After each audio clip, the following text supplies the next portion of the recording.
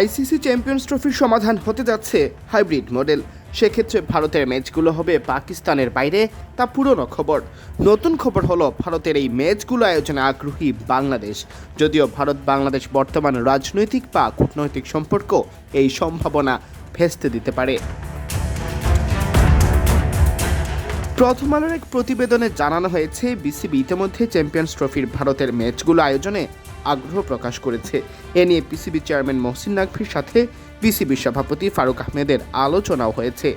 সেই আলোচনায় Naqvi champions trophy আয়োজনে বাংলাদেশের সমর্থন চেয়েছেন। তখন ফারুক বাংলাদেশের আগ্রহের কথা জানান। প্রথম আলোকে তিনি বলেছেন, এ ব্যাপারে এখনই মন্তব্য করতে পারছি না, তবে হ্যাঁ, কিছু একটা চেষ্টা তো হবেই। তবে 5 আগস্টের পর থেকে ভারতের সাথে রাজনৈতিক ও কূটনৈতিক যে দূরত্ব তৈরি হয়েছে বাংলাদেশের, তাতে ভারত বাংলাদেশে খেলতে আসতে চাইবে কিনা তা বড় প্রশ্ন বটে। রাজনৈতিক কারণে বাংলাদেশকে নেতিবাচকভাবে খবরে তুলে ধরছে ভারতের বেশ কিছু গণমাধ্যম। তাতে ভারতীয়দের একটি অংশ কোনো যৌক্তিক কারণ ছাড়াই ক্ষুব্ধ বাংলাদেশের উপর। প্রথম আলোকে নাম প্রকাশে অনিচ্ছুক এক বোর্ড কর্মকর্তা বলেছেন, এই একটাই সমস্যা, ভারত এ মুহূর্তে বাংলাদেশে খেলতে আসতে রাজি হবে কিনা। আমরা জানি এটা কঠিন, তারপরও চেষ্টা করে দেখতে তো অসুবিধা নেই। পাকিস্তান যেহেতু স্বাগতিক দেশ, তাদের মতামতও এখানে গুরুত্বপূর্ণ।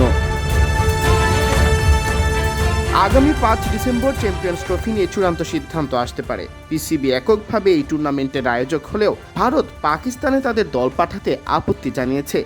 এক পর্যায়ে পিসিবি এমন প্রস্তাবও দেয়, ভারতীয় দল সীমান্তবর্তী স্টেডিয়ামে খেলবে এবং অবস্থান করবে নিজেদের দেশেই। তবে তাতেও মন গলেনি ভারত সরকারের। পিসিবি শুরুতে হাইব্রিড মডেল মেনে না নিলেও কিছু শর্ত আরোপ করে এবার মেনে নিতে যাচ্ছে। সেই শর্তের মধ্যে রয়েছে, তারা কখনো ভারতে কোনো টুর্নামেন্ট খেলতে যাবে না, বা সেক্ষেত্রেও হাইব্রিড মডেল প্রয়োগ করতে হবে। চ্যাম্পিয়ন্স ট্রফির লভ্যাংশ আরও বেশি দিতে হবে এমন। যদিও আইসিসি ও প্রভাবশালী বিসিসিআই তা আদৌ কতটা আমলে নেয় তাও ভাববার বিষয়। সিয়াম চৌধুরী, বিডি ক্রিক টাইম।